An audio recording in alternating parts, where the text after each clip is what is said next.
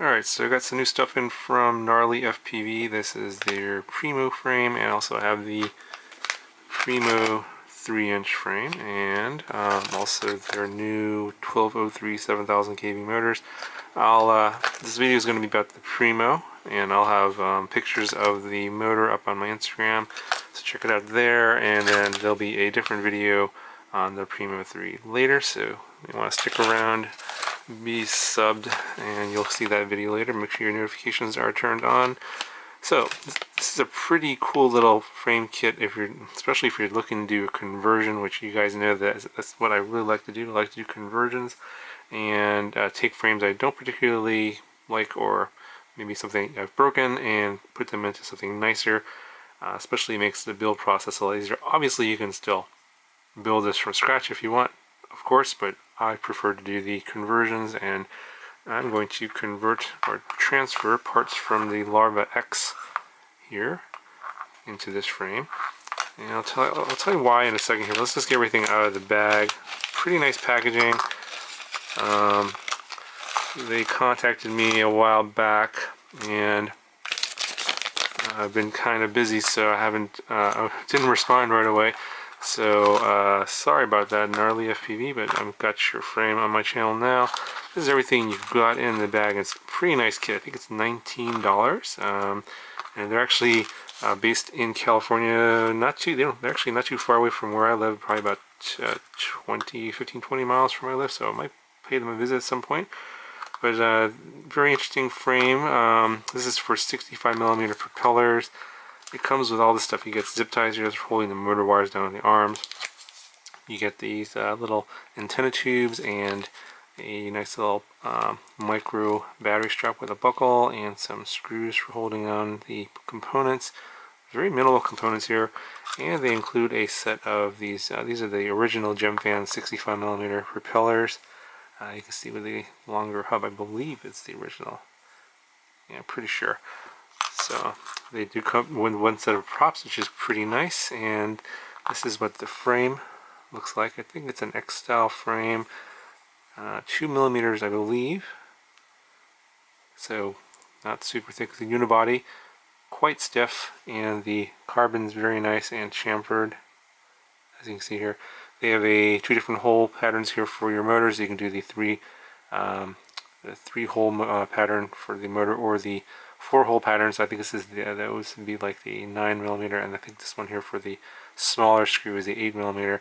And obviously, if you're using the bigger motor with the 4 holes, like the 11OX series, you can only have 2 screws here for that. So it's an interesting design. I'm not sure how much motor protection there is. Not a whole lot. It's pretty minimal. You have this TPU part here. Comes already attached to the frame. You get a nice little foam pad on the bottom for your battery. You get these, like, I think these are like press fit nuts or screws that go into the carbon that holds this TPU on here, and then also this little press fit nut goes into the TPU, and then that will secure the canopy on top. And let's see here. So this canopy, so this side here is for, yeah, this one here is for the camera. So you get, let's see, a pretty good camera till it looks like. Let's see how that looks when you convert it. You get your antenna tubes in the back here if you have like an XM Plus, and then you have a hole here for your axis antenna or just your whip antenna. Screw holes there for mounting it. It's obviously it's going to be a little bit exposed. So I think this is the front. That's the front there, because the USB hole is there. So it's a small one in the front. USB is going to go out the back if you have a bottom mounted USB port on your flight controller. And the way this is going to be assembled is you just put the flight controller on the TPU part here. Just sits flush to that for dampening, and then you just use the included screws and screw it into that. That'll secure it. Only 2 screw holes. So the build's going to be interesting because of the triangle VTX. I'll have to figure out a way to mount. There was supposed to be an adapter that was supposed to be included with this. That's what you can buy separately, but I guess he forgot to send it. I'll show it to you later if it shows up, and I'll post that in a separate part of the video. But I'll probably just hack together something for this just to get up in the air. And not a whole lot of space there, but it should be enough for your flight controller and the Diamond VTX. And I gotta fit the Crossfire receiver in here somewhere as well. Probably gonna stick it under the canopy behind the camera, probably. The motor plugs are going to stick out the side here, and then I think you can do either battery strap in through the front and back here like this, so you can do toilet tank style battery mount or traditional battery mount this way here, so you can see how there's a groove there for the battery strap. I'll probably just do that, just keep the battery in line on this axis here, so that's probably going to be simpler. Yeah, not a whole lot to this. Yeah, I'm gonna basically, obviously you can take the props off, take the motors off, unplug them, you know, and then just start pulling all the parts off. No soldering, obviously, you just have to just disconnect everything, and then I'm just gonna reattach everything to this frame. And the reason I'm moving to this style frame from this style frame is because of the brake thing here. I don't like this style of frame that much because these tend to be tree magnets, and as soon as you go into a tree, it's not coming out. You have to go and climb the tree to retrieve it. So I've already done that for this one twice, so I'm not going to do that anymore. Nothing wrong with the frame itself in terms of structural integrity, just that these holes and gaps just grab onto the trees and branches and you get stuck pretty easily. This style of frame has a less chance of that happening. That's why I'm moving the parts over. Plus I think it's going to be lighter. So let me just see here. Let's see how much this weighs, and then we can see how much it weighs after I transfer it over. Because this frame is thinner, it's going to be way lighter, I think, overall. So this is no battery, and 51.6 grams. So I'm pretty sure it's going to go down maybe below 50 grams. So it should be a better, probably a better build overall. And I'm going to probably, if it's lighter, I am definitely probably going to go to the gem fan props, but I may just go to the new version, the S, because those are even lighter than the old version. So let's go ahead and start taking it apart, put the parts over in here, and I'll show you what it looks like. Shouldn't be too complicated, but if there's anything weird or complicated that isn't obvious, I will let you know. Alright, so I got all the parts in here. As you can see, it's a little bit, well, it's actually quite a bit tight to get these parts in here. And as I mentioned, there's like this TPU part that's supposed to go here that holds the triangle VTX to the flight controller. I'll put that in later. In the meantime, I just used pieces of foam just to maintain separation. You obviously don't want the boards hitting each other. Potential short could happen. I put a piece of foam over there, and then I put a little piece of VHB in the middle. So it'll hold. I mean, it's not ideal, but yeah, I'll probably put that part in later. You're going to have to be very well. You're going to have to be very creative in how you route your wires to get this canopy on here. And I probably could cut the wires down and resolder them, but I didn't want to do any resoldering. So I just put a spacer here. This black spacer here in the front and back is actually from the camera on the side here where it's screwed into the canopy. I just use those little washers there to raise it up a little bit because I need a little bit of room. I end up sticking the crossfire this way, sideways, under the canopy there, so you can see. I tried putting it the other way, it just wouldn't quite jam under the camera, couldn't quite get it to fit. And then you have to obviously, when it's in the Larva-X, these wires that go around and plug in here to the Diamond VTX, they go under, but it raises up the VTX too much, so I moved the wires to the top, and then I routed it around the receiver here. So you're gonna have to be kind of really careful about that. Make sure the boards don't touch each other. But yeah, I got it in there. It's pretty secure. Let's see how much the top moves around. It's obviously just those two screws, so we'll have to see. Now, when you take the motors off of the old frame is 3mm thick. This new frame here is 2mm thick, so the screws are going to be too long.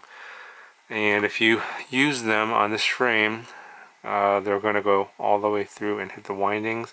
So I used some shorter screws here. These are not the screws that came with Larva-X. You'll have to source these somewhere. I think you can find them on Amazon. If you don't know where to get them, let me know.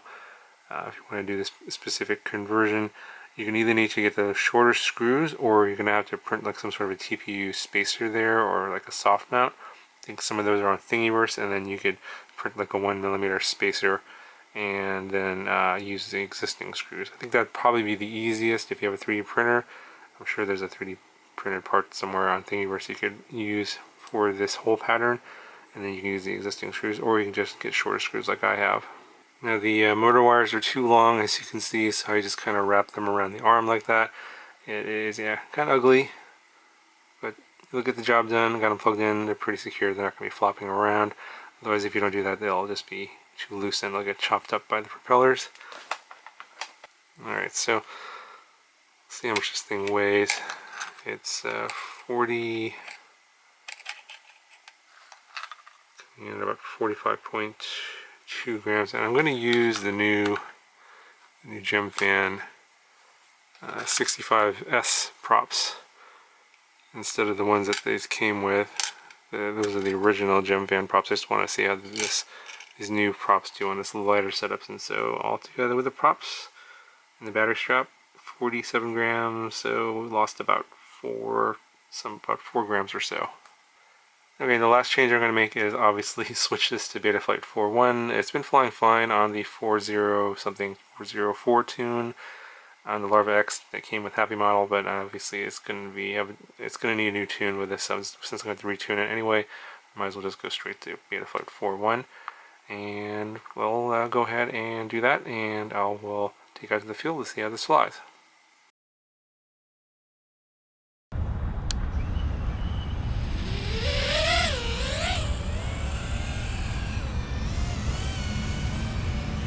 So here a little bit of D-term oscillation right there.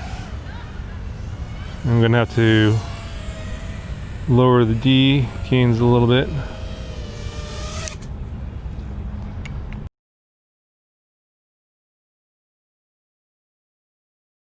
Let's try again.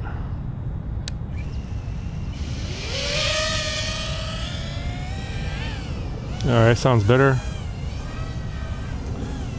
Probably didn't need to reduce P gain. It does feel a little loose now, but yeah, you can see. I think maybe the fact that I have all these components jammed in here, so there's more motor noise getting in to the PID loop. That's why it doesn't sound so clean.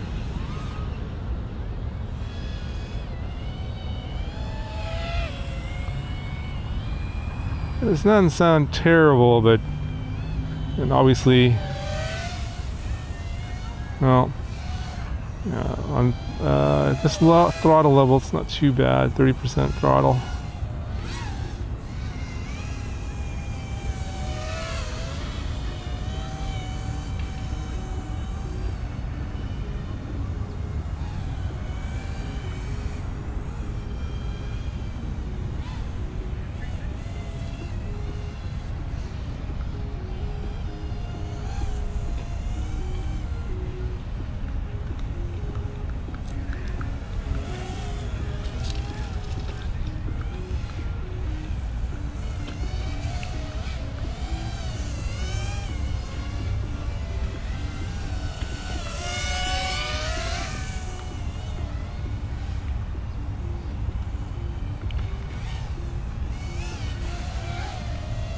So I suppose I could spend more time tuning it. I'll probably do that for a future video. I just don't have time to do a lot of tuning these days.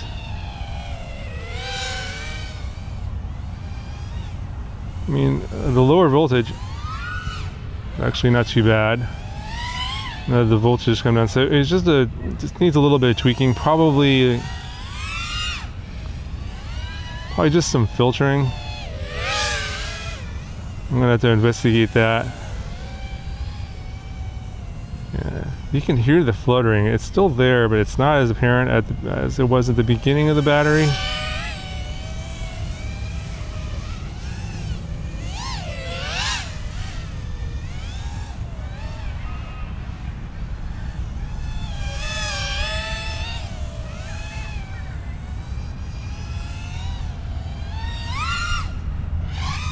Whoa. Not a good power loop. Let's try that again.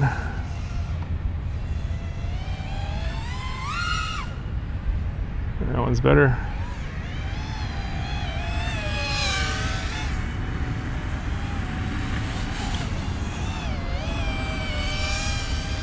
Yeah, I think the tuning envelope is a little bit narrow just because of the fact that the components are so jammed together and everything's touching each other. So a lot of these motor vibrations are just traveling through. I'm thinking that those TPU soft mounts that I mentioned earlier to use the longer screws may be useful here.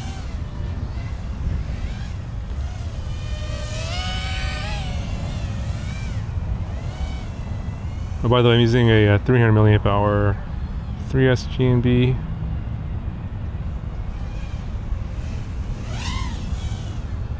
I'm getting pretty decent flight time, 10.8 volts still, assuming the voltage meter is still working correctly.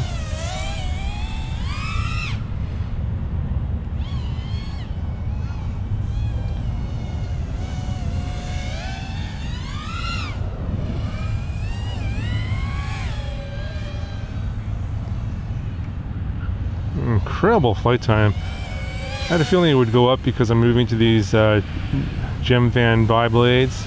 You're always going to get more flight time going from 3 blades to 2.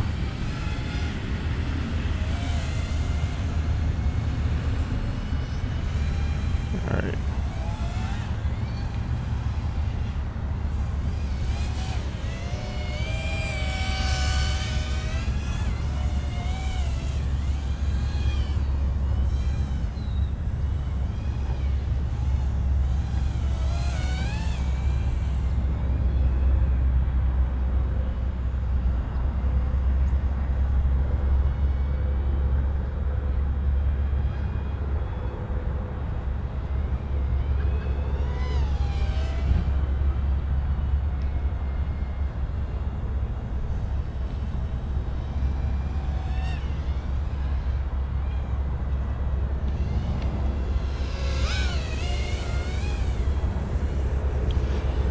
Anyway, this is the end of the battery, 10.2 volts. Let me know what you guys think.